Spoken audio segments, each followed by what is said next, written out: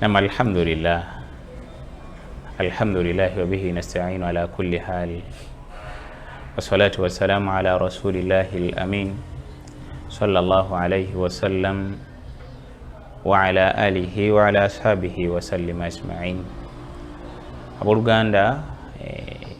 abatulaba nate era tukomyewo okubeera nga twongera okwejjukanya ddiini y'Oweekitiibwa Allahu tabaraka wa taala mu budde bwonna bw'olina mu buwanvu bwabwo oba mu bumpi bwabwo. Ofangayo ennyo Allah bw'aba akusaasidde n'ofunayo akadde akatonotono k'obeera nga wejjukanya ku mateeka g'Oweekitiibwa Allahu tabaraka wa taala. Twali ku nsonga ennene eya riba era nga tukyagenda mu maaso n'ensonga eyo ennene. Nsaba Oweekitiibwa Allahu tabaraka wa taala nze nammwe atuwe okubeera nga tugezaako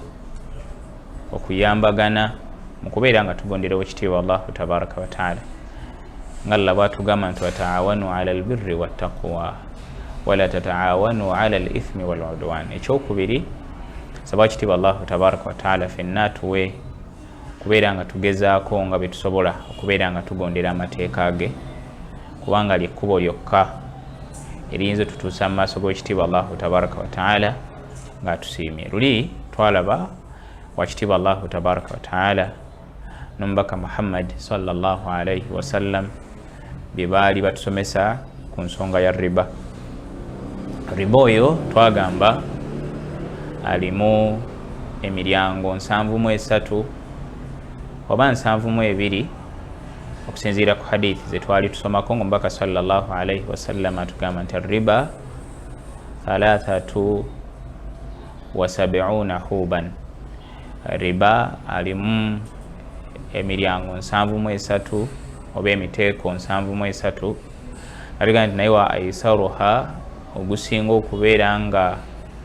gwe gusinga okubeera omunafu oba ogwa wansi, atugamba nti gwenkanankana ayankiha rajulu ummu, omuntu okubeera nga awasa nnyina amuzaala. Naye olwaleero tujja kwongera okutematema ku riba n'enkola ya riba. Riba oyo alimu qismain, emiteeko ebiri. Ogumu guyitibwa riba alfadlu. Riba alfadlu. Riba alfadlu gwe muteeko gwa riba ogusinga okubeera nga gukolwa, kubanga riba alfadlu ye riba ow'ennyongeza, etali nnyongeza ya mukatale. Ennyongeza ya mukatale ey'okugula ennyaanya oba obutungulu ne bakwongerako olunyaanya, oyo tabeera ki? Tabeera riba. Wabula riba alfadlu ye nnyongeza ey'okubeera nga omuntu akuwa ekintu, mathalan oli akuwadde ensimbi ng'omukuzimuddiza ogenda kumuddiza ensimbi nga nnyingi okusinga ezo zakoze atya? Zakuwadde. Oba oli n'akuwa ekintu nga gw'olina muwaamu kingi okusinga kyakoze atya? Ky'omuwadde. Nga bwe kijja mu hadithi omubaka sallallahu alaihi wasallam, ndowooza ya Abi Said al-Khudri radiyallahu anhu eri mu Bukhari, Nabbi sallallahu alaihi wasallam asta'mala rajul, yawa omusajja obuvunaanyizibwa ku kitundu ky'e Khaybar oluvannyuma lw'okubeera nga awambye ekitundu ky'e Khaybar. Omubaka sallallahu alaihi wasallam bw'akimuwako obuvunaanyizibwa, lumu omusajja oyo we yajja eri Nabbi sallallahu alaihi wasallam yamuleetera entende ze yaleeta zaali nnungi. Nabbi sallallahu alaihi wasallam bwaziryako ne zimuwoomera, kyava amubuuza nti entende za Khaybar zonna ziwooma okufaanana bwe ziti? Entende ze Khaybar zonna ziri hakadha, ziringa bw'olaba entende zino z'oleese? Omusajja n'amugamba nti ya Rasulallah, nedda, teziringa bw'olaba zino zendeese, bal entende ze Khaybar mbi. Naye kye tukola, tukwata saata, tukwata kitwale kilo 2 n'ekitundu z'entende embi oba kilo 2 n'ekitundu ez'entende embi ne tuzitunda tukwata saatain kilo 2 kilo 5 kubanga saa amanyi baje balira kilo 2 n'ekitundu naye bakwata saatain kilo zibeerawo kilo 5 ez'entende embi ne baziwa omuntu n'abawamu saatan n'abawamu kilo 2 n'ekitundu yani nti bakwatanga nga bwe walikwata kilo y'omuceere kilo 2 ez'omuceere ogwa kaiso n'ozitwala ku dduuka ow'edduuka akuwemu kilo 1 eya basmat n'agamba nti ekirala n'agamba nti oba nga tukwata saa 3 za kilo 7 n'ekitundu ne tuziwa omuntu atuweemu saatain kilo 5 ez'entende enki ennungi kitwale nti nga bwe walikwata kilo 5 ez'ebijanjaalo ebibi noziwa omuntu nakuwaamu kilo 2 ez'ebijanjaalo ebiki ebirungi annyonnyola attotola annyonnyolera omubaka Muhammadin sallallahu alayhi wasallam kuwaji yajja entende zino ennungi nabi sallallahu alayhi wasallam kyava mugamba nti la tafal ekyo toddamu kikola ki toddamu kikola wabula bw'oba otunze tunda saata bisaa kilo emu ebeere yaki ya kilo emu kyeri yategeeza nabbi sallallahu alayhi wasallam mu riba oyo tetukkirizibwa kutunda maali efaanagana newankubadde eyinza okuba nga eyawukana mu quality ku exchange nga maali ekola ki efaanagana newankubadde eyinza okuba nga eyawukana mu quality naye ng'emu esinga ginnaayo mu buzito yani okuwa omuntu ekingi akuwa ekitono oba gwe okumuwa ekitono yakuwa ekingi ng'ate byonna binyeebwa kankuwa ebinyeebwa ebibi kilo 5 gompe kilo 2 ez'ebinyeebwa biki ebirungi era nabbi sallallahu alayhi wasallam kyava alagira sahaba oyo namugamba nti kyoba okola tundanga entende zino embi sooka ozitunda ofunemu dirham ofunemu ki akasente ogenda ogula entende enki ennungi kati kitegeeza ki nti bw'obeera ng'olina ekintu ekibi bwe kyolabanga mu kaseera ako tokyetaaga kitunde ogenda ogulemu ekirungi kyokola ki kyoyagala naye tokola exchange ow'emiwendo mu bungi gwosobola okufuna kyokola ki kyoyagala yayitibwa riba alfadulu ekyo ekifaananyi kya riba alfadulu abawarabu bakikozesanga nnyo era mu hadithi endala ya abi huraira ne abi saidi alkhuduri agireeta nabi sallallahu alayhi wasallam yagamba nti aldhahaba bidhahabi zaabu ne zaabu yani bw'oba otunda zaabu mu exchange ezaabu kuki ku zaabu walfidda bilfidda ne feeza kuki hadithi mpanvu naye bwe yatuuka mu maaso yabagamba nti ebipimo birina okuba nga bikola ki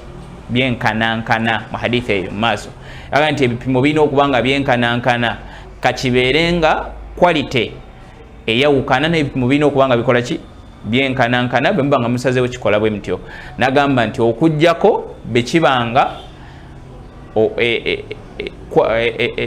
bakiyita batya ebintu tebikola ki tebifaanagana mathalan kikkirizibwa okutunda zaabu bakuweemu feeza kubanga tebikola ki tebifaanagana kikkirizibwa okukwata nze ndeete ebinyeebwa ompeemu ebijanjaalo ekyo tekirina buki buzibu tekiri mbwa haramu bwonna ebbanga litumala nga tukikoze nga tukanyiza ekiri haramu kwe kukwata ebijanjaalo naawe ompe biki ebijanjaalo ekyo nabbi sallallahu alayhi wasallam yakigaana era kyekiri mu kiyitibwa riba alfadulu riba alfadulu era awe bagira n'ensimbi nti nkuwadde ensimbi nkuwadde omutwalo ogenda kuzza gumu 2 zonna nsimbi zenkanankana si za njawulo era kyova olaba mu busiraamu ensimbi tezitwalibwanga commodity era tezikkirizibwa kubeera nga zikolebwako exchange afaanana bw'atyo okuggyako nga bwe nkuwa omutwalo naawe ogenda kumpa muki mutwalo era ye riba oyo golaba wa percentage eyeeyongeramu Allah bwe yatugaana nti ya ayuha alladhina amanu la taakulu riba adhaafa mudhaafa abange mu abakkiriza temulya riba adhaafa mudhaafa oyo wokubisa kubanga omuntu akuwa ensimbi n'akugamba nti ogenda kukubisaamu kuwadde omutwalo naye ogenda kuzza gumu kitundu yayitibwa riba alfadlu omuteeko omulala gwe tuyinza okukoonako mu riba alfadlu mu hadithi nabi sallallahu alayhi wasallam yaguleeta hadithi eri musnad gwa imam ahmad nabi sallallahu alayhi wasallam yaguleeta ng'ayogera kubawolereza abawolereza awolereza omuntu yenna okuwolereza kwa muganda wo bannaffe bakina balooya baani Nabi sallallahu alayhi wasallam omuteeko yaguleeta yagamba nti man shafaa li akhihi shafaatan omuntu yenna awolereza muganda we oluwolereza n'agamba nti fa ahda lahu hadiya n'abeera nga oluvannyuma lw'okumuwolereza amuwa ekirabo yagamba sallallahu alayhi wasallam nti faqad ata baban azima omuntu oyo aba ayingidde omulyango munene mu miryango gyaki jarriba kati kinnabi sallallahu alayhi wasallam kyera tutegeeza mu hadithi eyo muganda wange nabi yali ategeeza nti omuntu yenna bw'aba awolereza tasuubirwa kubanga alina ekirabo kyagenda okukola ki okufuna oluvannyuma lw'okuwolereza muganda we olw'ensonga ekirabo ekyo kijjawo obwenkanya kijjawo amazima kijjawo okulaga ekiki ekituufu nti oli aba awolereza alina kyakola atya kyasuubira so tawolereza kwagala kujjayo maki mazima wabula awolereza kufuna muki musaala era ekyo kyekitutwalira ddala n'osanga ng'oli nga baganda baffe bakanso Allah abasaasira abasinga obungi muffe ng'oli ajja n'atuula wansi n'amunyonnyola n'amugamba nti oyo namusse kituufu nakoze ntya namusse bwenti ne bwenti ne bwenti ne bwenti najja mu kooti ng'amazima agamanyi nti oli yasse omuntu oba yamubbye oba yamukoza kyonna kye yamukoze kitali kituufu bal olw'okuba nti agendereramu okuba nti omusango bwagusinga agenda kufuna akasente n'awunziko omusango okusinziira ku mateeka n'obwalooya bwe yasoma asobole okujjayo okulaga nti ono eyasse omuntu talina muki talina musango lwaki asuubirayo hadiya asuubirayo ekirabo kyebakoze batya kyebamusuubiza akola lwaki lwakasente Nabi sallallahu alayhi wasallam ogwe yaguteeka mu baaba min abwabu riba mulyango mu miryango gya riba wahiya adhimun ate mulyango muki munene Nabi sallallahu alayhi wasallam bwe era aguteekulira kati tubadde ku kigambo ekigamba nti mu riba mulimu yayitibwa riba al-fadlu ne riba an-nasi'a nasi'a tetunaba kutumutuukako tukyali ku kigambo ekiyitibwa riba al-fadlu tugambye nti riba al-fadlu ye riba owokwongezaamu okubeera nga kyebakuwadde oba kyogenda okuzza kikola kitya kyongerwamu then riba an-nasi'a ye riba wa kaseera riba an-nasi'a nasi'a kitegeeza okulindiikiriza kutambula kw'ebiki kw'ebiseera era Nabi sallallahu alayhi wasallam hadithi eri gye twasomye eya Abi Hurayra ne Abi Sa'id al-Khudri nga eri muttafaqun alayhi Imam Muslim yagireeta ne Imam Bukhari yatugamba Rasul sallallahu alayhi wasallam wansi mu hadithi we yari amaliriza nga amaze bagamba nti mu birina okuba nga byenkana yabagamba nti yadan biyad kwatompe nange nkole ntya nkuwe tusuubuliraawo kyennonye nkuwa kyendeese naawe nompa kyokoze otya so si kwata kilo 2 ez'ebijanjaalo ojja kumpaamu 2 ez'ebijanjaalo gye bukola ki gye bujja kiriki kiri haramu kubanga riba nasi'a ebiseera ebyo bikola ki bitambula lwaki Nabbi sallallahu alayhi wasallam atugaana riba oyo w'ebiseera okutambula kubanga ebiseera buli lwe bitambula bingi ebikyuka waluganda atulaba bakadde baffe Allah basaasire batunyumizanga nga yagulanga ekibanja nusu 2 nusu 5 nga ze sente zakoze atya zaguze ekibanja olwaleero genda ne nusu 10 ombuliro oba oyinawo osobola okugula ettaka wano mu Uganda 10 terusinga nusu 10 kyebagulanga naye nga nusu 10 yagulanga ettaka nga ddene lwaki kyekireese ebyo byonna obudde bukoze eki butambudde buli budde lwe bwawukana wabaawo ebikola ki ebikyuka era lwaki njogera ku bakadde baffe kanzire kuffe emyaka gyaffe mwagulangako sukaali nusu 10 kilo ya sukaali nejja n'erinnya negenda ku 2,000 kati waliyo kale jangu ne 2,000 ogule kilo yaki ya sukaali so oli bw'abanga yakuwa kilo 2 eza sukaali nagamba ojja kuzimpa omwaka ogujja kilo 2 za sukaali omwaka guno sente ze zigula si ze sente kilo 2 za sukaali ze zigenda okugula omwaka ogujja mu maaso kati mulimu okubeera nga emiwendo gikola ki gyeyongera ate mu kaseera ke kamu mulimu n'emiwendo okubeera nga gikendeera waliwo byogenda okugula olwaleero gye bujja osange nga tebikyayina value kabawo ekyokulabirako twaliko mu Uganda wano ng'okukwata bali bagiyita ali kateero samusanga nga yabbeeyi ebitakola ki ebitagambika olwaleero genda oginoonye bakusange ng'ogikoze eki ogikutte olw'okuyita kw'ebiseera value yaayo yakola etya yafa. Waliwo emmoroka ze bayitanga bakajambiya baziyitanga kajambiya nga zirina obutama Volkswagen ezo zalingawo ng'agivuga ku kyalo yabeera omugagga olwaleero genda ogireete ogiteekaawo. Walingawo ennyumba simazibbanga olusimu abakoze batya olwaleero zalingawo nga ze zisinga okubeera ebbeeyi naye olw'okuyita kw'ebiseera Allah tabaraka wa taala olw'okukyusakyusa kw'ebiseera value yaazo yakola etya yaggwaawo. Kati kyangu okubeera nga olwaleero nkuwa omujaja gwange nenkugamba nti omujaja gwe nkuwadde ebisubi 10 ojja kuzza ebisubi byange 10 oluvannyuma lw'omwaka nga wona otuleetera ebisubi ebyo omulembe gw'ebisubi tuba twaguvaako nga twagenda ku majaani g'omujaja Nabi sallallahu alaihi wasallam kwe kutugana riba annasi'a. Kati riba annasi oyo yabeerangamu ng'abantu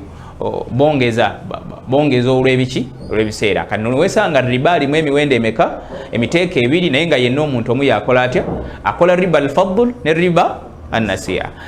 nga yenna amukolera mu mutendera gumu nti nkuwoza emitwalo 10 oluvannyuma lw'emyaka 2 sente zange ziba zikola ojja kumpa emitwalo 10 n'emeka 12 nga yeerabidde nti onkuwoza emitwalo 10 oluvannyuma lw'emyaka 2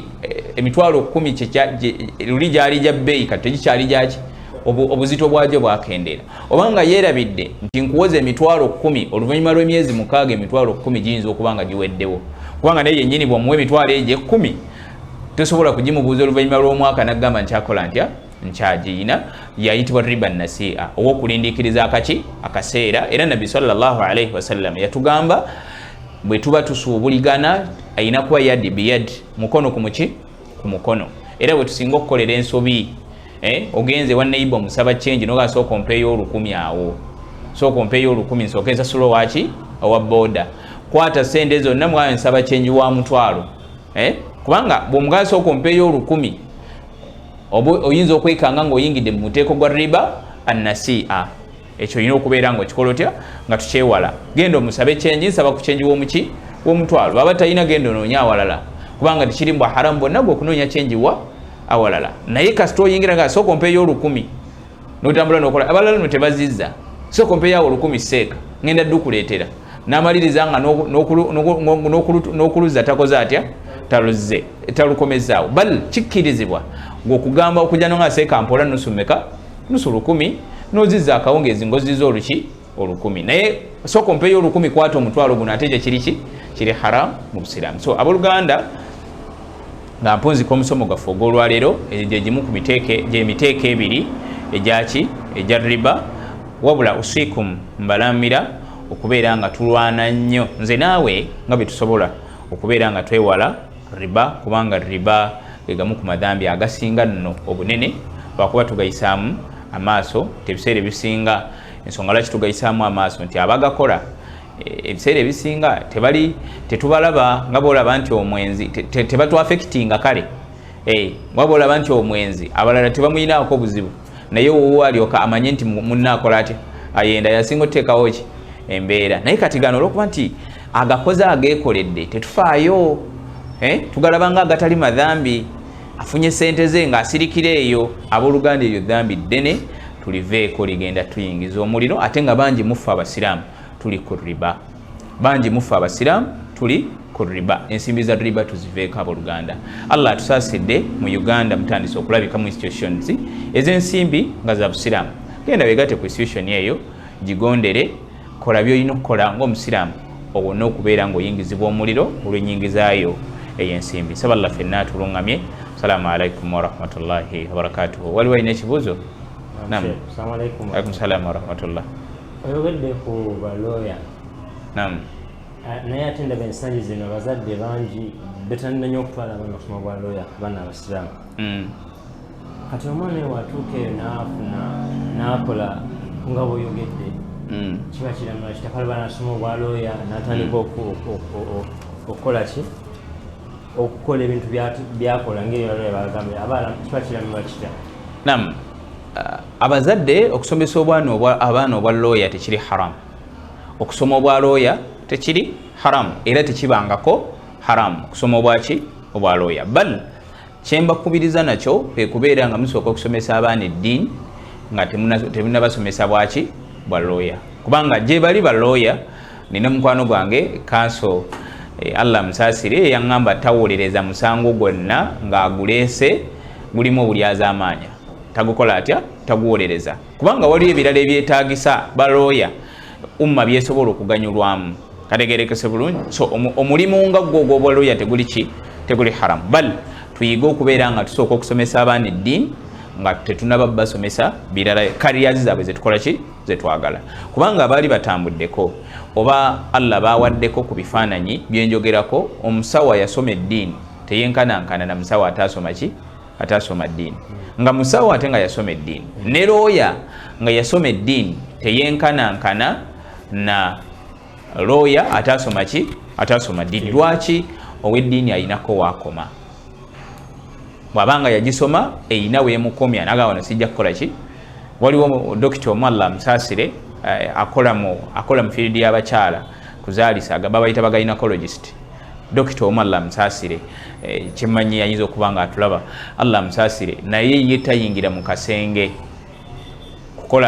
kukebera mukyala nga temuli mukyala munne kategerekese bulungi lwaki dokita ate sheikh kategerekese bulungi dokita ate muwalimu kati ye alwana nnyo okubeera nga yeewala okugwa mu nsobi era bw'aba agenda okuyingira ayita basawo banne bajje bakole ki babeewo ng'abajulizi olaba nti obusiraamu bumulimu kifuba omulimu gwagukola n'obusiraamu n'agezaako okubuwa ekifo kyabwo kati tugezeeko okubeera nga tusomesa abaana eddiini tuleme basomesa sayidi etya emu kati nga kansi ogwembagambyeko mukwano gwange Allah musaasire tutera okunyumyamuko yagamba nze omusango gulimu obulyaza amaanya sigukola ki siguyingiramu tukirimu bwaki bwa haramu okubeera nga awolereza omuntu ali ku kituufu then zino sente ezibasasulwa oluusi zibalibwanga service fees kubanga naye ayina byakola atya byateekamu yasoma yeetaaga okulya yeetaaga okunywa ateekamu efforts ze okubeera nga nti obujulizi bwakyuka ne buva kusanga busanzi muntu ti jangu tugenda ojulire wabula bwetaaga omuntu amanyi amateeka okubeera nga yakola atya yakulembera abazze okukola ki okujulira kati naye asasulwa ensako ye so si kubeera nga agoberera hawa nafsi kubanga ekiri ekirabo nabbi sallallahu alaihi wasallam lwaki yakyogerako kubanga kijjanga nguzi okubeera nga kigulirira ono ajulire mu njulira ey'okusuubirayo ekiki ekirabo etali njulira yakubeera ku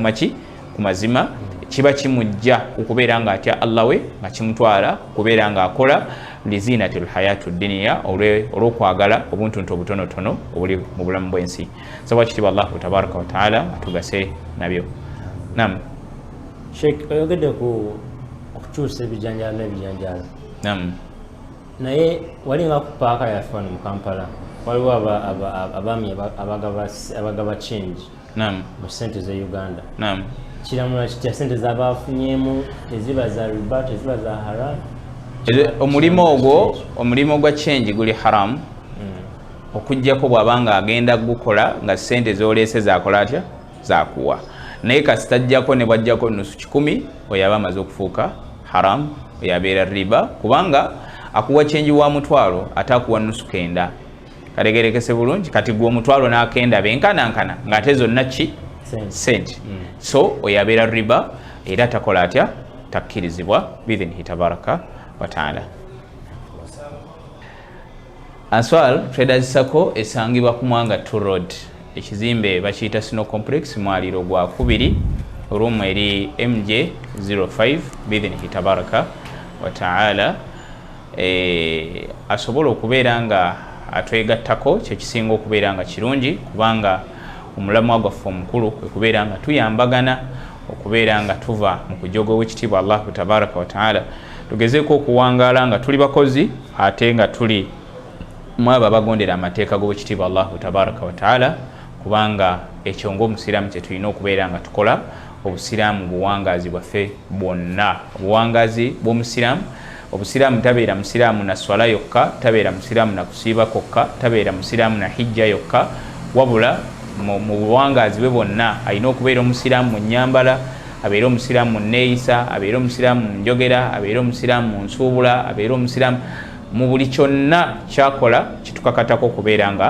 tuli basiraamu nabwe kityo twagenda okulaba ng'obwetaavu bw'okubeera nga tuyambagana okubeera nga tuva mu riba weebuli ate bunene ddala ne tugamba nti biidhinihi tabaraka wataala bakama baffe kwe kusalawo ne batandika projekiti eno eyitibwa Answar Traders Sacco yenna yaba yeetaaza okugigattako falillahi alhamdu. Wassalamu alaikum warahmatullahi wabarakatuh. Ebola Islamu Media tukwata ddaawa ez'abamasheik era ne tugigabana naawe ku mitimbagano gyaffe gyonna egya intaneti nga YouTube, Facebook, Instagram ne WhatsApp. Tukwata emikolo gy'Obuyisiraamu gyonna ng'embaga, graduation, okwanjula mu kwalite ennungi. Tunoonyeeko gw'alina omusomo gwe weetaaga nawe alina omukolo twesige. Ebola Islamu Media nawe alina essomero oba bizinensi yonna gireete tugikulangire omanyibwe era ofunemu. Ebola Islamu Media, knowledge is light. Okumanya kitangaala.